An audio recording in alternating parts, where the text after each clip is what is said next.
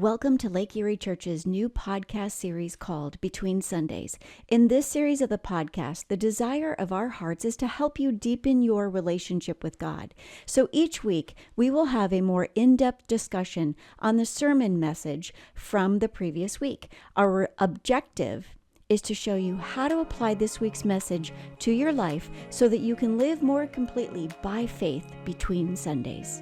Now, on to the podcast. Hello, everybody, and welcome to our second season of the Between Sundays podcast. 2 seasons. Pastor Bill Isaacs, as you well know, and Sherry Capella.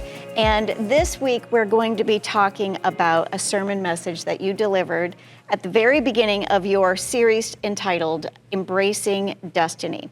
The first week was titled, Can One Person Change the World? And I want to give everybody a quick recap of what that was. So let me just refer to my notes here. That message was called, Can One Person Change the World? And we looked at the life of Joseph and the answer to that very question. And you took us through the book of Genesis 50:20 specifically.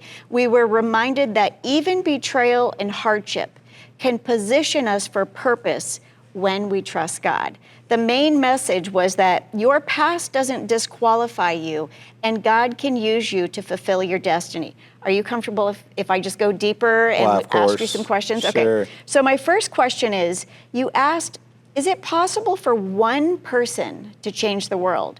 And what do you say to the person who thinks, that could never be me? Yeah. Well, first of all, let me just say, Sherry, I'm delighted that we're going to do this again for this summer series that we're doing on the life of Joseph. And a little backstory, I've been involved with the life of Joseph as a student of the scriptures from Genesis 37 to 50 ever since 1988. Wow. I have been studying, I have written books, I have done seminars, I've done training and coaching. There's so much in the life of Joseph because I really think God wanted us to notice his life, and I think that his life says a lot to modern day Christians and modern day believers. Right. So the question of one person, so this idea that Joseph changed the world in which he lived because he had a commitment to what God had originally told him at the age of 17, that one day the sun, the moon, the 11 stars will bow themselves down. Right. And he had this commitment. He didn't know what it was, didn't know how it would play out, but he knew that God had something out there for him. Right. There was something in the future that he was supposed to do that was bigger than he was. And so he just remained committed to it. Now, as we go along, we'll talk about all the details and specifics. But you get to the end of the story, and he says to his brothers in chapter 50, you meant this for harm, but God meant it for good, and he sent me ahead of you to save our family. Wow. So Joseph's life and Joseph's destiny was designed by God to save his family. His family was destined to die in the famine that was going to come, or they were going to kill each other because they're so dysfunctional. But God somehow or another had this plan that he would raise Joseph up in this dysfunctional home, and his life would change the world in which he lived. We talked about, when we did the message, we talked about Nelson Mandela and what Nelson Mandela did for South Africa. And you could just go through, I was thinking while we're waiting for the cameras to come on, Michael Jordan changed the world. Right. One person changed the world. Michael Jordan, as a basketball player at the University of North Carolina, became the most prolific NBA player in sports history. Yeah. One man did change the whole NBA. And you can just go through, think about physics and science, and think about what was done with polio and Dr. Salk and those who changed that world because they determined, and I think what I gave that definition that David Aikman gives when he says a person changes their world when they hold on to the unique place that they have in the world and they don't give it up. Yep. That's what Joseph did. He said, look, I was made for something bigger than this, and I'm not going to let any of this stuff change that. I may not understand what I'm going through. I may not understand why all this happened, but I am going to live this out and see what God has in store. And obviously the end of the story is incredible. Wow, so incredible. And even while you're saying that, I just want to encourage the person who has something, a promise from the Lord, kind of like Joseph knew, right? He articulated his. Sometimes we can't articulate ours. We just have a knowing. And it's one of those things that you have to trust the Lord. You have to walk with him, and you have to know that you will reap a harvest. You will get there if you don't give up in the weariness. And I think that's where a lot of people stumble. I think we just have to keep holding on to God's faithfulness. Right. If God can be trusted. And one of the questions that has dominated my life, especially in the last 25 years. Can I trust God with everything? Yep. I mean, I think that's the Abraham Isaac question. Right. As he's going up the mountain up there with his son to offer as a sacrifice, the angel says to him at one point, he says, I knew you loved God more than your money. I knew you loved him more than your cattle. The question was, do you love him more than the thing that you value the most? And I think that I think the Lord has tested me over and over and over. Do you really trust me? Would you really?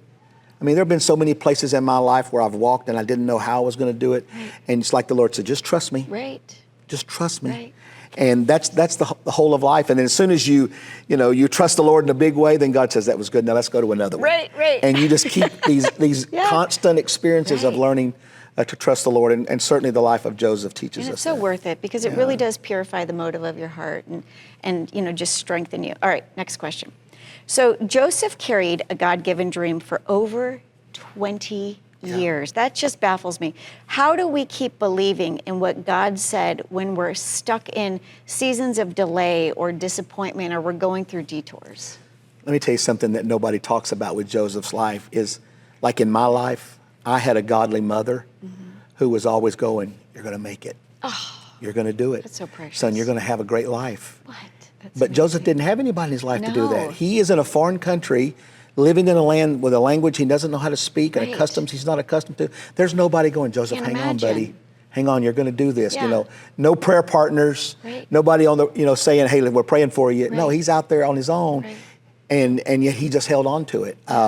It's a great question. How do you hold on to a dream for 20 years Right.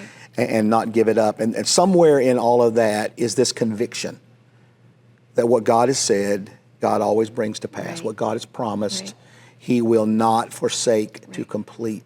And it may not happen as quick as you Right. want. I think that's where we all struggle. That's exactly we it. want life to be done quickly. We want it to be fast. The way we imagine. We got that microwave mentality. Right? We're Yep. gonna do this in a moment. But sometimes it takes time and it takes does. process, and there's years that go by. So I would say to anybody who's asking the question, how do you hold on to the dream or a vision that God has given you, is that you just have to be convinced that God's going to keep his word. If God said it, Right. if God said it, he's going to bring do it to it. pass. Yes. No matter how hard it is or how difficult, Right. how many different pieces. I was thinking about as I was coming to this recording, this taping, I was thinking about all the stuff going on in Joseph's life. Right. And I can almost see God. And I know this is very animated, but you could see God while he's looking at Joseph going through all this, and over here he's stirring these pots going, this is going to be so good when this is over. Right, when they right, get to right, this, his right. family, he has no idea how good this is Right, going to be at the right. end. He has to believe that God is Right. always doing that Yeah. God is always going, Sherry, if you just hang on, you don't Right. have any idea what I'm trying to do here. Yes. But if you'll hang in there, Yeah. the best is yet to come. The Right. plans that God has for us are always better. Right. They're always better than you think. If It we'll always just turns keep out better than you think. trusting. But you just have to be willing to say, okay, man, this is horrible, what I'm living through right now, but I know there's another day coming. There's another time coming, another situation that's going to work out. So Yeah. you just have to keep going. It's the willingness, like you just said. You have to be willing to be unwavering. Trust the promise more than your circumstances. Don't be moved by what you see. Trust what you know in your heart. Yeah, And absolutely. let that be, your guidance. Clearly, absolutely. Yeah. All right. One more question. I know you love Joseph, so I'm trying to keep this so that we're not on here for 2 hours.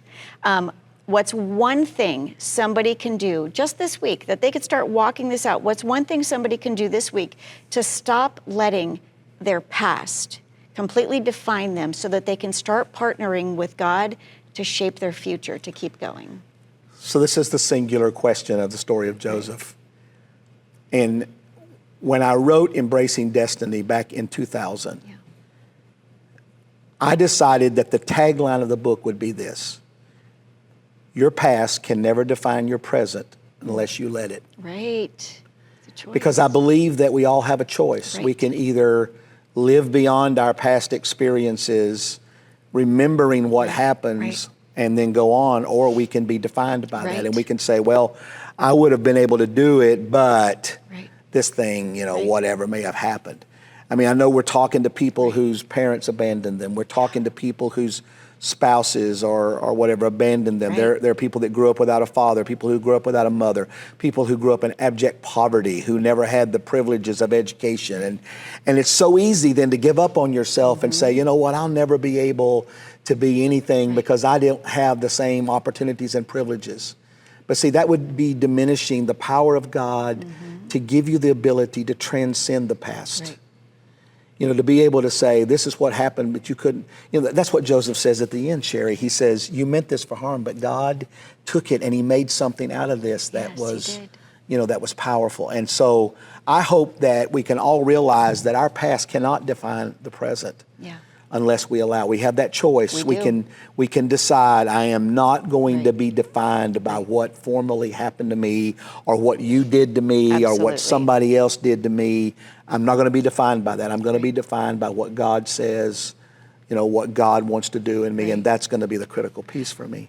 The word is choice right there, right? You have a decision, you have a choice to make the choice, and then decide that this is what you're doing. Partner with the Lord, allow him to renew your mind and move forward. Step out of the comfort zone and into your capacity. Listen, I believe in being honest, and you know, I'm a pastor of a church. I love the Lord with all my heart, but there's a lot of things about God I don't understand. And there's a lot of things that keep me awake at night and a lot of things that bother me. And I've said this publicly, I'll say it again. Probably the hardest verse in the Bible for me is Romans 8:28. I knew you were going to that say all that. things work together Right. for good, because there are so many things in life that aren't good. Yeah. God says, okay, I'm going to work it out for good. You just got to trust me and you got to believe me and you've got to let me work it out. Right. So your father forsook you and left you, but it doesn't change the fact that God has a plan for you. You have to allow him to define who you are, and you have to live by that. Right. I'm defined, am I fatherless? I am fatherless, but I'm still defined by what God says I am. And I think that's so critically important for people who want to live beyond that. Yeah. So many people get trapped in what they formerly were, and they're not able to live beyond that. And because of that, they live in a life of regret because they never were able to overcome it. That's not the abundant life that Jesus died to give us. Absolutely, for It's sure. not. Well, this is powerful. I appreciate you letting me go and just kind of go a little bit deeper with you with some of these questions. Thank you all so much for joining us here today as we talked about embracing destiny. And be sure to catch us next week on Between Sundays.